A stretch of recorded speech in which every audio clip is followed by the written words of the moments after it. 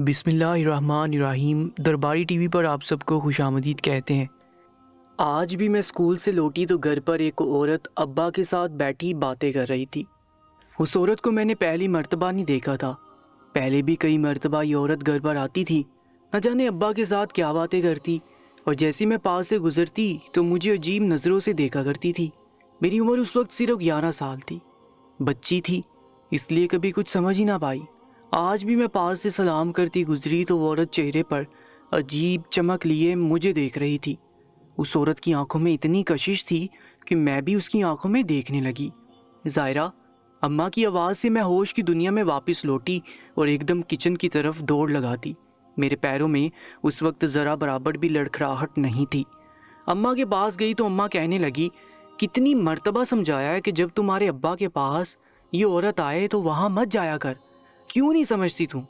اماں کو کس بات کا خدشہ تھا میں کبھی سمجھ نہیں پائی تھی۔ نہ ہی اماں کھل کر بات کرتی تھی، اگر وہ کھل کر بات کر بھی لیتی تو مجھے کون سا کچھ سمجھ آنا تھا۔ البتہ میں نے بھی اس دفعہ چڑھ کر اماں سے کہا کہ اماں کیا چاہتی ہیں آپ؟ مجھے کھل کر بات بتائیں گی تبھی میں کچھ سمجھوں گی۔ بس اس عورت کے آتے ہی آپ مجھے ایسے چھپانے لگتی ہیں جیسے مجھے کوئی ہیرے جواہرات لگے ہوں۔ ایک لڑکی کی عزت ہی ہیرے جواہرات ہوتے ہیں، مگر تم ابھی بچی ہو، نہیں سمجھ سکتی، اس لیے جتنا کہا کروں بس اتنا ہی کیا کرو۔ اماں کے دماغ میں نہ جانے کیا چل رہا تھا۔ میں نے کندھے اچکائے اور کمرے میں چلی گئی۔ کچھ دیر بعد اماں کھانے کی پلیٹ لیے میرے پاس آئی اور مجھے کھانا کھلایا۔ میں چھوٹی تو نہیں تھی، مگر ابھی بھی اماں کے ہاتھوں سے ہی کھانا کھاتی تھی۔ اماں نے کبھی کسی گھر کے کام کے لیے مجھے نہیں بلایا تھا۔ ابا نے تو اکثر ماں سے کہا کہ ظاہرہ بڑی ہوگی ہے، اب اس کو کام کاج سکھاؤ۔ اگر ایک ہی بات کہہ دیتی کہ میں اپنی بیٹی کو پڑھاؤں لکھاؤں گی، اسے اس قابل بناؤں گی کہ وہ اپنے پیروں پر کھڑی ہو جائے، اور کل اگر اسے تمہارے جیسے شوہر مل بھی جائے تو کم از کم وہ میری طرح اپنے شوہر کی محتاج نہ رہے۔ میرے ابا شروع سے ہی کوئی کام نہیں کرتے تھے۔ میں نے جب سے ہوش سنبھالا تھا میں نے اپنی اماں کو گھر کے اور باہر کے کام کرتے دیکھا تھا۔ ابا اگر کبھی کوئی پیسے کما کر گھر لے آتے تو اماں لینے سے انکار کر دیتی۔ مجھے کافی حیرت ہوتی کہ اماں ہمیشہ ابا سے پیسوں کی شکایت کرتی ہے، اور جب ابا پیسے لے آتے ہیں تو اماں کو پھر بھی ان سے شکایت رہتی ہے۔ جس روز ابا پیسے گھر لے کر آتے اس روز گھر میں لڑائی جھگڑے ضرور ہوتے تھے۔ اماں ابا پر چلا رہی ہوتی اور ابا اماں پر۔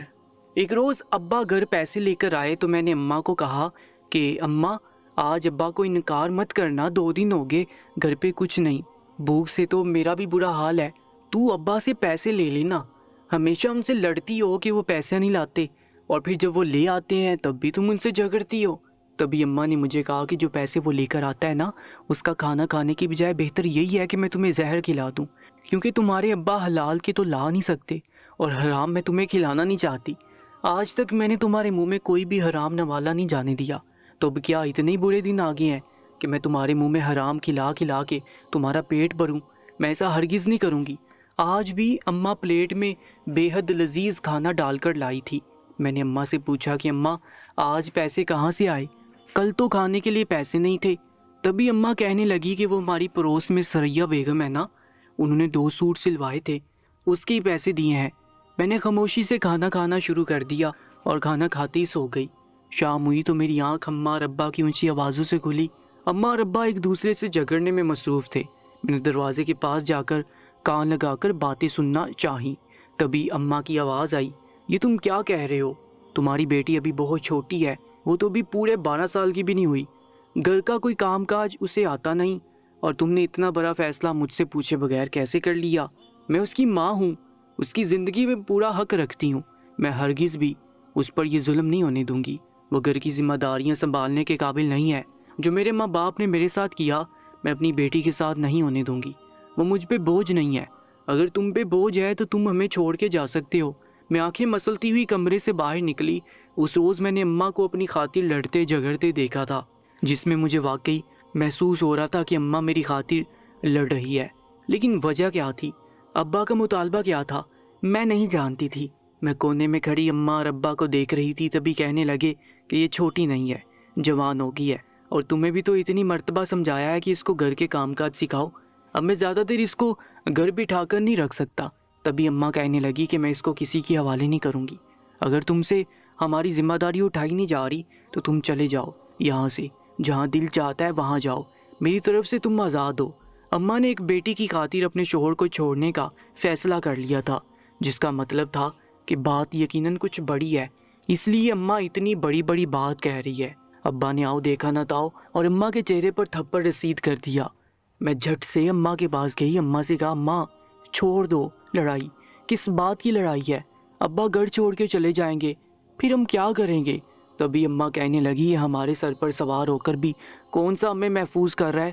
مجھے تو لگتا ہے کہ یہ شوہر ہی اچھا نہیں ہے، لیکن اب احساس ہو رہا ہے کہ یہ تو باپ بھی کہلانے کے لائق نہیں ہے۔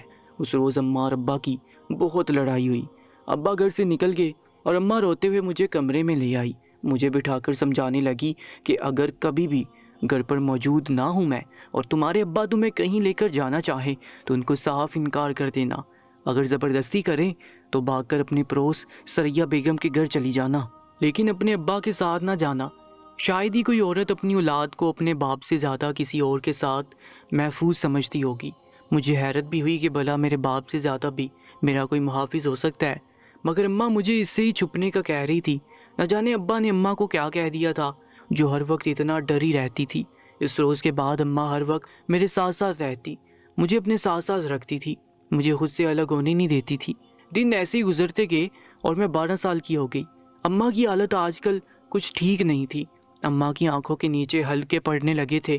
میں اماں سے اکثر کہتی کہ کسی ڈاکٹر کو دکھا دو، مگر اماں انکار کر دیتی اور کہتی تیرے اسکول کی فیس جمع کر رکھی ہے، ڈاکٹر کے پاس چلی گئی تو فیس نہیں دے پاؤں گی۔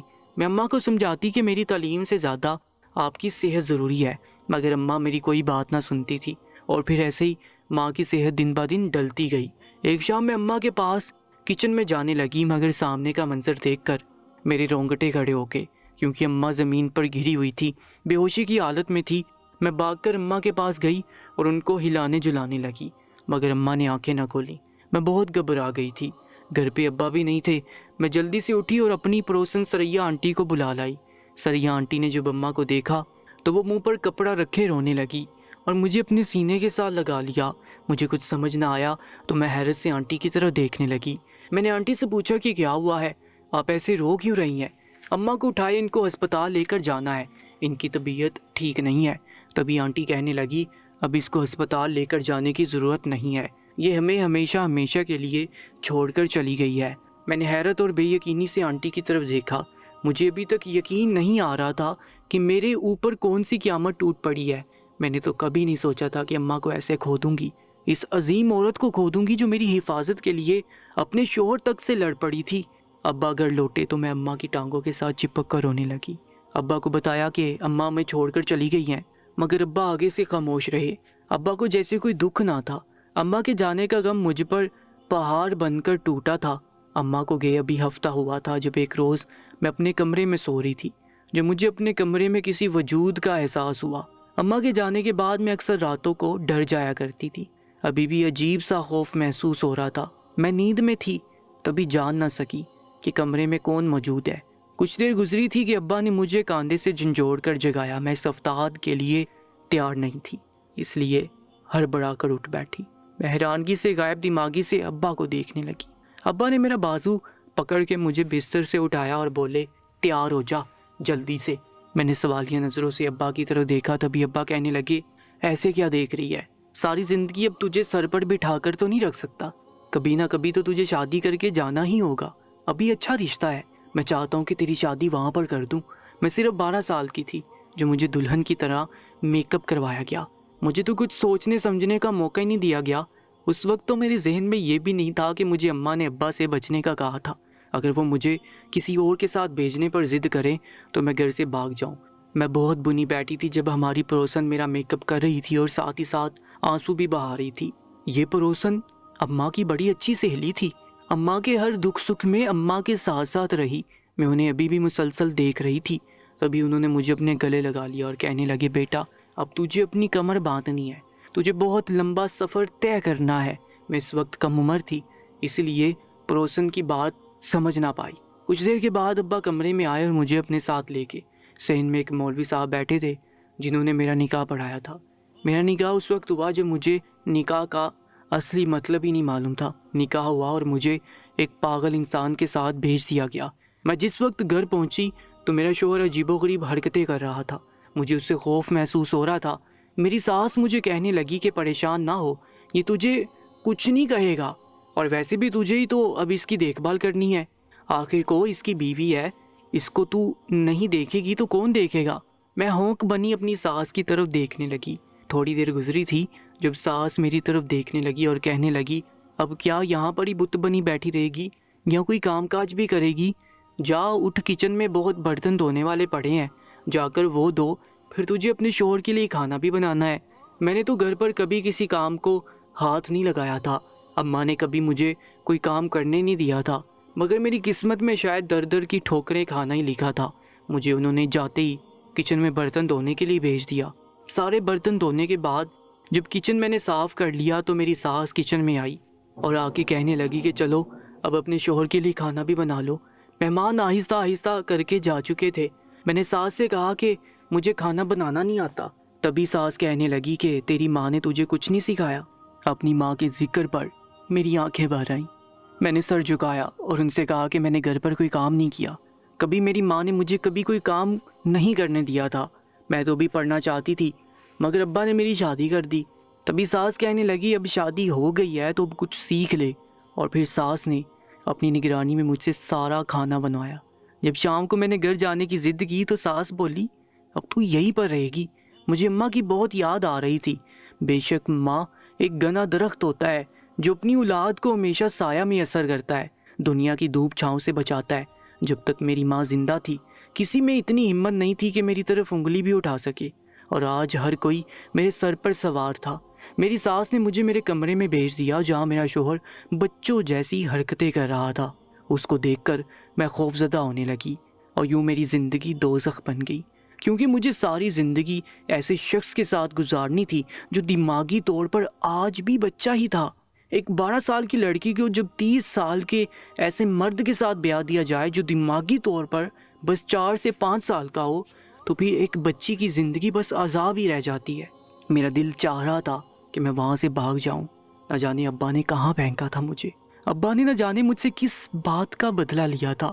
اب تو ایسے لگ رہا تھا جیسے میں ان کی سگی اولاد ہی نہیں تھی۔ میں اپنی سوچوں میں گم تھی جب میرا شوہر میرے پاس آیا اور زور زور سے تالیاں بجانے لگا۔ میں ایک دم ڈر گئی۔ ایک دم اس کی نظر میری کلائی کی چوڑیوں پر پڑی تو وہ میری چوڑیوں کو چھیڑنے لگا، مگر مجھے اس کی چوڑیوں کو چھیڑنے سے عجیب سی الجھن محسوس ہو رہی تھی۔ میں نے جھٹ سے اپنا ہاتھ پیچھے کھینچ لیا۔ تبھی وہ میری طرف غور سے دیکھنے لگا، پھر کہنے لگا تم میری دلہن ہو نا، مجھے یہ چوڑیاں چاہیے۔ اور پھر ایک دم سے وہ اونچی اونچی چیخنے لگا اور کمرے کی چیزوں کی توڑ پھوڑ کرنے لگا۔ میں کانوں پر ہاتھ رکھے آنکھوں میں آنسو لیے بیڈ کے نیچے چھپ گئی۔ یہ قسمت نے کیسے پلٹی کھائی تھی؟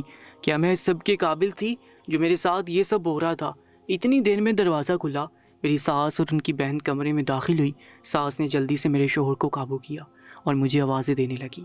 میں جلدی سے بیڈ کے نیچے سے نکلی اور سکھ کا سانس لیا۔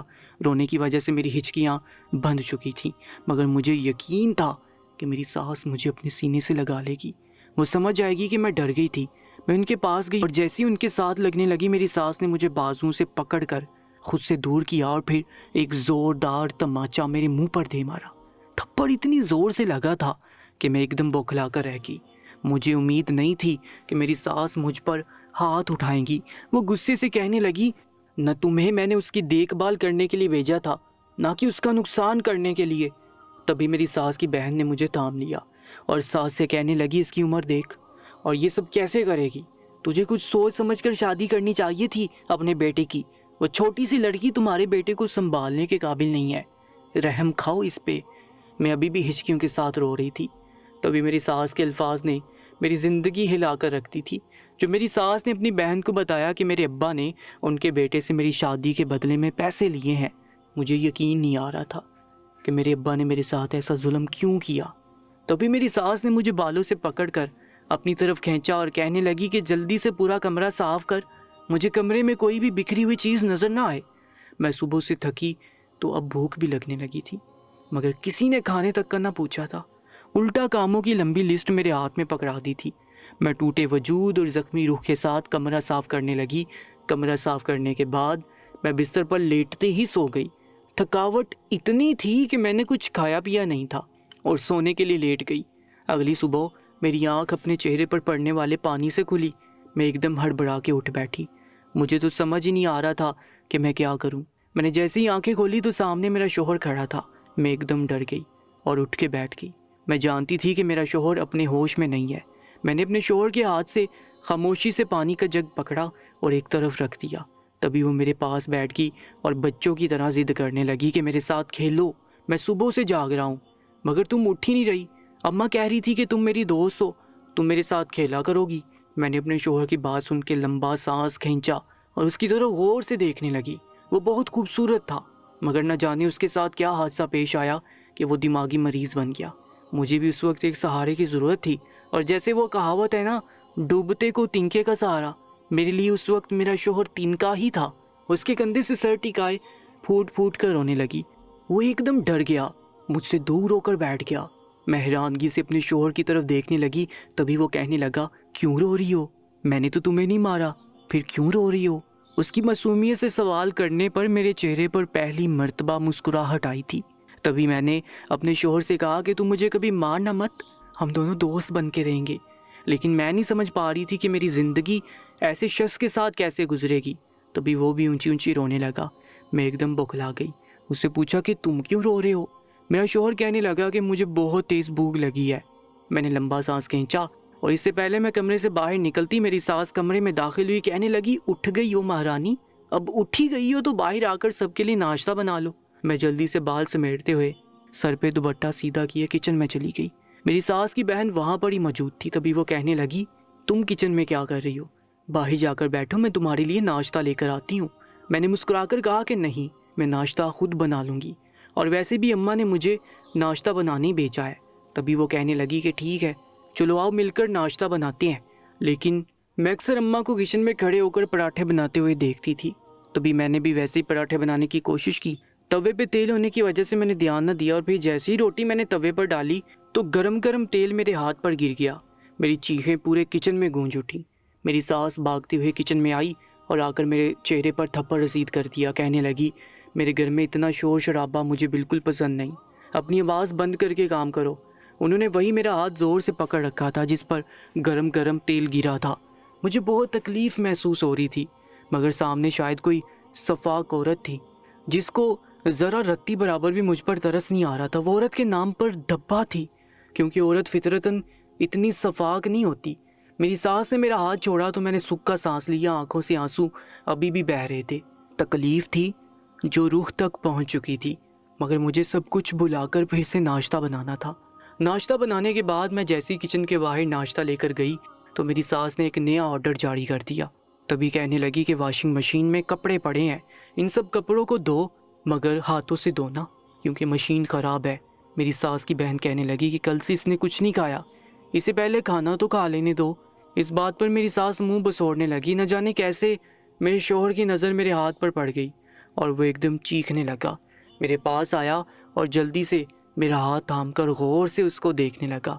میں نے تو حیرت سے اپنے شوہر کو دیکھ رہی تھی، جو اس وقت کہیں سے بھی دماغی مریض نہیں لگ رہا تھا۔ اس نے بہت غور سے میرے ہاتھ کو دیکھا، پھر سے رونا شروع کر دیا۔ میں آنکھیں پھاڑے کبھی اپنے شوہر کو دیکھتی تو کبھی اپنی ساس کو۔ تبھی میری ساس کہنے لگی کہ ایک ہی دن میں تم نے میرے بیٹے پر کیا جادو کیا ہے جو وہ تمہاری تکلیف دیکھ کر رونے لگ گیا۔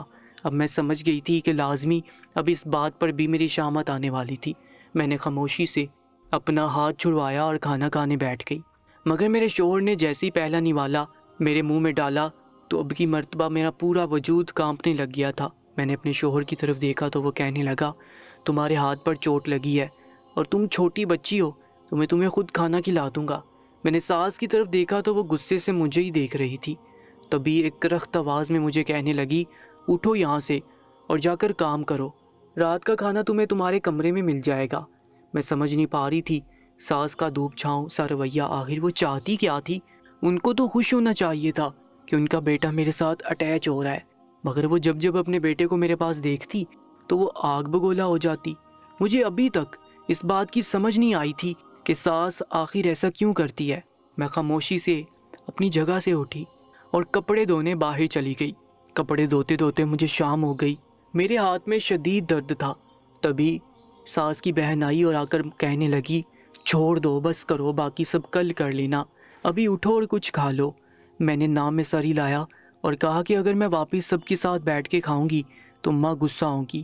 ساس کی بہن نرم دل کی تھی، اس لیے مجھے کہنے لگی کہ اچھا اٹھو اور اندر آ کر کچن میں بیٹھ کے کھانا کھاؤ، صبح سے کچھ نہیں کھایا، کمزوری ہو جائے گی۔ اس وقت مجھے اپنی اماں کی بہت یاد آ رہی تھی۔ میری اماں بھی تو ایسی ہی میری فکر کیا کرتی تھی۔ میں نے برائی آنکھوں سے ساس کی بہن کی طرف دیکھا تو وہ مجھے کہنے لگی کہ پریشان نہیں ہو، سب ٹھیک ہو جائے گا۔ دراصل عرصہ ہو گیا ہے اس گھر میں خوشیاں نہیں دیکھی گئی، بس اس لیے تمہاری ساس بھی چڑچڑی ہوئی رہتی ہے۔ اس پر ہماری بہن کا انتقال ہونا وہ ہمارے لیے زیادہ غم کی بات تھی۔ میں خاموشی سے ساس کی بہن کی باتیں سن رہی تھی جب وہ کہنے لگی کہ پوچھو گی نہیں کہ ہماری تیسری بہن کون تھی۔ ساتھ ساتھ وہ مجھے کچن میں لے کر جا رہی تھی اور ساتھ ساتھ باتیں کر رہی تھی۔ تبھی میں نے اپنی ساس کی بہن کی طرف سوالیہ نگاہوں سے دیکھا تو کہنے لگی، تمہاری ساس ہماری تیسری بہن، ہماری سب سے بڑی بہن تھی، تمہارے شوہر کی سگی ماں۔ میں نے آنکھیں پھاڑے اپنی ساس کی بہن کی طرف دیکھا، تبھی وہ کہنے لگی کہ ہاں اس کا انتقال ہو گیا تھا، وہ کینسر کی مریضہ تھی، اس کا کینسر اتنا بڑھ چکا تھا کہ علاج ناممکن تھا۔ تمہارا شوہر ہماری پہلی بہن میں سے ہے، وہ اپنی ماں کے ساتھ بہت محبت کرتا تھا۔ تمہارے سسر یعنی کہ تمہارے شوہر کے ابا کا انتقال تمہاری ساس کے انتقال کے 3 مہینے بعد ہی ہو گیا تھا۔ تمہارا شوہر اتنا بڑا صدمہ برداشت نہیں کر پایا، اس لیے دماغی مریض ہو گیا۔ یہ تمہاری ساس کا انتقال ہوا تھا، اس کے بعد تمہارے سسر نے سب کی رضامندی سے میری دوسری بہن سے شادی کر لی، اور تمہاری ساس سے چھوٹی تھی، کماری اور حسین بھی۔ وہ تمہارے سسر سے شادی نہیں کرنا چاہتی تھی، مگر میرے اماں ابا نے زبردستی اس کی شادی تمہارے سسر سے کروا دی۔ جو وہ اس گھر میں آئی، اس پر تمہارے شوہر کا دماغی مریض ہونا، وہ یہ سب سنبھال نہیں پا رہی تھی، اس لیے چڑچڑی رہنے لگی۔ ہر وقت اس کے ناک پر غصہ رہتا۔ اس پر 3 مہینے بعد ہی وہ بیوہ ہوگی اور اس کے سر پر تمہارے شوہر کی ذمہ داری آ گئی۔ یہی وجہ ہے کہ تمہاری ساس اب تم پر بھی غصہ کرتی ہے، اس میں اس کا کوئی قصور نہیں۔ کسی بھی لڑکی کے ساتھ ایسا ہوتا تو وہ یقیناً یہی سب کرتی۔ میں امید کرتی ہوں کہ تم سب ٹھیک کر دو گی۔ ابھی تمہاری عمر بہت چھوٹی ہے، میں تمہاری تکلیف سمجھ سکتی ہوں، مگر میں جانتی ہوں تم سمجھدار ہو۔ اس گھر کو اپنا سمجھ لو، اپنے شوہر کو اپنا بنا لو اور اپنی ساس کا خیال رکھو۔ وہ دل کی بری نہیں ہے، بس حالات و واقعات نے اس کو ایسا بنا دیا ہے۔ میں اپنی ساس کی بہن کی باتیں سن کر اپنا کھانا کھانا بھول چکی تھی۔ انسان اپنی تکلیف پر روتا ہے، چلاتا ہے، مگر وہ یہ بھول جاتا ہے کہ دنیا میں ایسا کوئی شخص نہیں جس کو تکلیف نہیں ہو۔ بہت سے ایسے لوگ اس دنیا میں ہیں جن کے غم سنو تو اپنے غم بھول جاتے ہیں۔ میں چھوٹی ضرور تھی، مگر نہ سمجھ نہیں تھی۔ میں سمجھ سکتی تھی کہ اس عورت کی تکلیف کو جس نے جوانی میں بیوگی کاٹی ہو اور ایک دماغی مریض بانجے کو اپنا بیٹا بنا کر پال رہی ہو۔ میں نے اپنی ساس کی بہن سے ڈرتے ڈرتے پوچھا کہ کیا میں ایک سوال کر سکتی ہوں؟ تبھی وہ مسکرا کر کہنے لگی، ہاں ضرور، کیوں نہیں، تم سوال نہیں کرو گے تو میں تم سے باتیں کیسے کروں گی؟ تمہارا جو دل چاہے تم مجھ سے پوچھ سکتی ہو۔ میں بھی یہاں پر ہی ہوں کچھ دن اور، صرف تمہاری وجہ سے رکی ہوں تاکہ تم اچھے سے اس گھر کو سنبھال سکو۔ میں نے اپنی ساس کی بہن سے پوچھا کہ کیا میرے شوہر کے ٹھیک ہونے کا کوئی چانس نہیں ہے؟ ڈاکٹرز کیا کہتے ہیں؟ تبھی میری ساس کی بہن لمبا سانس کھینچ کر رہ گئی، کہنے لگی کہ وہ ٹھیک ہو سکتا ہے، مگر اس کو توجہ، پیار اور محبت کی ضرورت ہے، وہ صرف تم دے سکتی ہو۔ اس کو ٹھیک ہونے میں وقت لگے گا، مگر ڈاکٹر کا کہنا ہے کہ وہ جلدی ٹھیک ہو جائے گا اگر اس کے ساتھ اچھا رویہ رکھا جائے گا۔ تو اب تم سمجھ گئی ہو نا کہ میں کیا کہنا چاہ رہی ہوں؟ تم اپنے شوہر کا خیال رکھو۔ میں نے اپنی ساس کی بہن سے کہا کہ میں اپنے شوہر کا خیال رکھنا چاہتی ہوں، مگر اماں مجھ پر پھر بھی غصہ کرتی ہیں۔ ان کو لگتا ہے کہ میں اپنے شوہر کو ان سے دور کروں گی، مگر بھلا میں ایسا کیوں کروں گی؟ ان کو تو خوش ہونا چاہیے اگر ان کا بیٹا میرے ساتھ اچھے سے زندگی گزارنے لگ جائے گا۔ میری ساس کی بہن ایک دم خاموش ہو گئی۔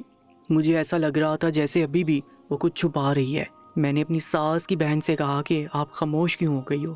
کوئی تو وجہ ہوگی جو آپ جانتی ہو، جس وجہ سے اماں اس طرح کرتی ہیں، مجھے اپنے شوہر سے دور کرنے کی کوشش کرتی ہیں۔ ایسا کیوں کر رہی ہیں؟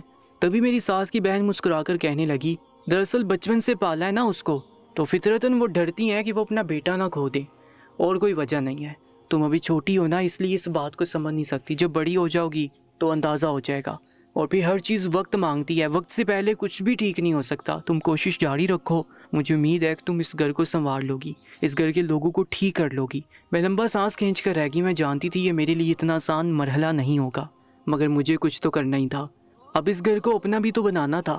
اسی دن میں نے سوچ لیا تھا کہ چاہے میری عمر کم ہے مگر میں سب ٹھیک کر کے رہوں گی۔ یہ جذبہ، یہ جنون میری اماں سے وراثت میں ملا تھا۔ ایک بات تو طے تھی کہ مجھے یہ گھر چھوڑ کر کہیں نہیں جانا تھا۔ میں کہیں نہیں جا سکتی تھی کیونکہ میری قیمت لگا دی گئی تھی، اور اب پھر جب اس گھر میں ہی رہنا تھا تو کیوں نہ اس گھر کے اچھے کے لیے سب کیا جاتا۔ میں نے اپنی ساس کی بہن سے کھانا بنانا سیکھنا شروع کر دیا۔ دن بدن میرا کھانا بہتر سے بہترین ہوتا جا رہا تھا۔ میری اماں کے ہاتھ میں بھی بہت ذائقہ تھا، یہی وجہ تھی کہ میرے ہاتھ میں بھی ذائقہ آ گیا تھا۔ میں جب کھانا بنا کر اپنی ساس کے سامنے لے کر جاتی تو پہلے کی بنسبت اب وہ خاموشی سے کھانا کھا لیتی، مگر میں جب اپنے شوہر کو کھانا کھلانے لگتی تو میری ساس چلانا شروع کر دیتی۔ میرے شوہر کی طبیعت میں بھی کافی فرق پڑا تھا، مگر اس کو بالکل ٹھیک کرنا تب تک ممکن نہیں تھا جب تک میں اسے اکیلے ہی نہ سنبھالتی۔ میری ساس کی بہن اپنے گھر جا چکی تھی، اس لیے اب گھر کے حالات مجھے اکیلے ہی دیکھنے پڑتے تھے۔ شوہر کی طبیعت بھی بگڑتی تو بھی مجھے اکیلے ہی سنبھالنا پڑتا تھا۔ مجھے 2 سال ہو چکے تھے اس گھر میں رہتے ہوئے، اب میری عمر 14 سال ہو چکی تھی۔ میں اپنے شوہر کے پاس بیٹھی تھی جب اچانک سے میرے شوہر کو پھر سے دورہ پڑنے لگا۔ وہ چیخنے چلانے لگا، چیزیں وہ اٹھا کر پھینکنے لگا۔ میں اسے قابو کرنا چاہ رہی تھی مگر وہ میرے ہاتھ میں نہیں آ رہا تھا، اور پھر مجھے کچھ سجائی نہ دیا تو میں بھاگ کر ساس کے کمرے میں چلی گئی۔ ابھی دروازے میں کھڑی تھی کہ اندر سے آنے والی آواز نے میرے رونگٹے کھڑے کر دیے۔ میرے پیروں تلے زمین نکل گئی۔ اب میں سارا ماجرا سمجھ رہی تھی۔ میرا سر درد سے پھٹنے لگا تھا۔ مجھے تو کچھ سمجھ نہیں آ رہا تھا کہ میں کیا کروں، اس قدر تلخ حقیقت کا سامنا کس طرح کروں۔ میں خاموشی سے اپنے کمرے میں واپس گئی، جا کر اپنے شوہر کو خود سنبھالنے لگی۔ کچھ ہی دیر میں وہ بالکل ٹھیک ہو گیا، سونے کے لیے لیٹ گیا۔ مجھے اکیلے ہی جنگ لڑنی تھی اور میں اکیلے اپنے شوہر کے لیے کھڑے ہونے کو تیار تھی۔ میرے شوہر کی جو حالت تھی اس کی سب سے بڑی وجہ میری ساس ہی تھی۔ جب اس بات کا علم مجھے ہوا تو اس بات سے ہی دل اٹھ گیا کہ خون کے رشتے بھی آپ کی زندگی میں معنی رکھتے ہیں۔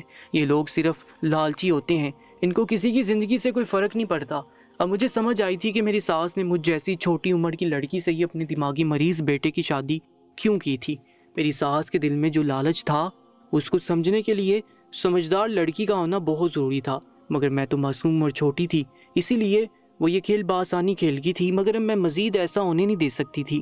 اس لیے میں نے واقعی اپنی کمر باندھ لی اور یہ تہیہ کر لیا کہ اپنے شوہر کو ٹھیک کر کے رہوں گی، چاہے اس کے لیے مجھے کچھ بھی کرنا پڑے، کسی بھی حد تک جانا پڑے، میں جاؤں گی۔ اس کہانی کا پارٹ 2 انشاءاللہ کل اسی چینل پر اپلوڈ کیا جائے گا، لیکن کتنے بجے کیا جائے گا یہ آپ مجھے کامنٹ سیکشن میں بتائیں گے۔ کامنٹ سیکشن میں مجھے بتائیے گا کہ اس ویڈیو کا پارٹ 2 میں کل کتنے بجے اپلوڈ کروں۔ انشاءاللہ ملاقات ہوگی ایک نئی کہانی کے ساتھ۔ اپنا بہت زیادہ خیال رکھا کریں، تب تک کے لیے اللہ نگہبان۔